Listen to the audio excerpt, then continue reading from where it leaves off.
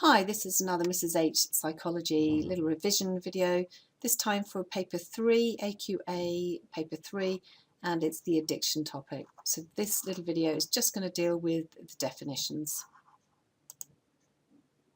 So we're going to be looking at 4.3.10, the addiction topic, and with this one we're looking at describing addiction in terms of physical and psychological dependence, tolerance and withdrawal.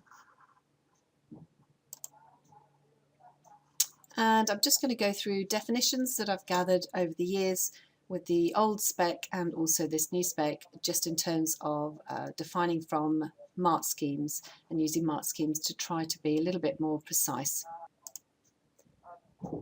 So starting with addiction itself, we need to be saying it's a pleasurable behaviour. You could bring in that it stimulates the reward system, the dopamine system. Pleasurable behaviour that eventually becomes compulsive, you do need that word in there, with harmful consequences. And actually addiction is characterised by these 4 factors: physical, psychological, tolerance and withdrawal, which we'll go through. So moving on to physical dependence, we need to say that withdrawal is key to this, and it refers to biological and chemical changes in the brain, the body, so the substance has been incorporated into normal functioning of the body's tissues. So you can't function properly when that substance is withdrawn.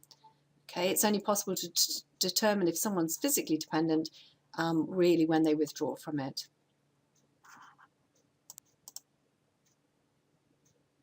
Going on to psychological dependence, we need to be saying it's the mental and emotional compulsion to keep taking the substance.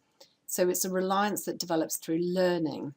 So there's the belief that you need it, even though your body doesn't physically need it. There is a belief that you need it. So the individual carries on taking the drug until it becomes harmful, it becomes habitual, and therefore most likely with harmful consequences. So here we need to make sure also we're saying there's a cognitive element. That's really important in your answer, that you have this cognitive element. So there's the belief or a mental compulsion to continue. So for example, if a person has habitually used a drug to relieve anxiety, like smoking or cannabis, like nicotine and cannabis, then they might become uneasy or even anxious without it. So even though physically they don't depend on it, they think they do. And obviously with some substances, for example alcohol, a physical dependence can lead on from this psychological one.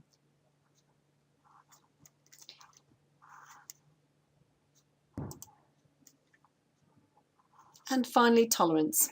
So this is the physiological reaction by which the body increasingly adapts to a substance. We need to be saying over time or prolonged use.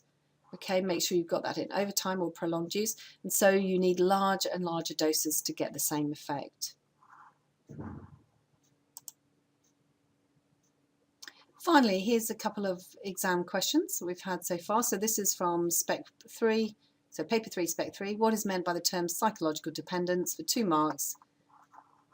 And you can see here's the possible content. So the individual feels or believes they can't can't cope with work or social life or whatever without that substance. Absence of it makes them feel anxious, depressed, for example, or having cravings. And we could also, this could go on to develop psychological dependence. It does say credit other relevant material. My advice is probably to go with the bits of information that we had on just a moment ago with the definition. The other one was from summer 18, which was just on tolerance, and it says which 2 of the following statements best describes the effects of tolerance. So A, tolerance arises when you've taken the drug for some time. B, tolerance decreases the desire for the drug. C, tolerance is when you feel bad effects if you stop taking the drug. Tolerance means that more of the drug is needed to have an effect. And E, tolerance means that you need the drug in order to feel normal. So you've had a moment to have a look at that. The answers are, of course, A and D. Tolerance arises when you have taken the drug for some time, and tolerance means that more of the drug is needed to have an effect.